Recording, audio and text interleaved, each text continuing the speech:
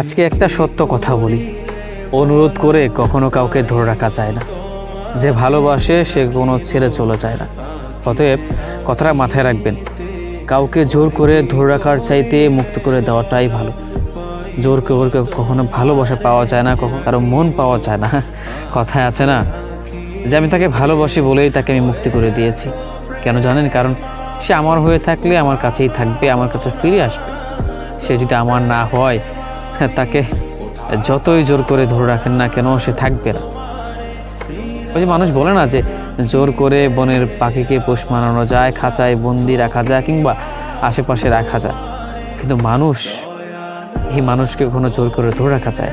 এই মানুষ ছেড়ে চলে যাবে যদি নিজ ইচ্ছায় না থাকে। তাহলে এমন কোনো পৃথিবীতে শক্তি নেই যে তাকে ধরে রাখবে।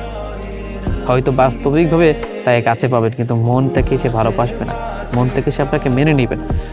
অতএব মিথ্যা অভিনয় করে থাকার চাইতে চলে যাওয়াটাই ভালো। তাই অনুরোধ করে কাউকে ধরে রাখার চাইতে হাসিমুখে বিদায় দেওয়াটাই ভালো।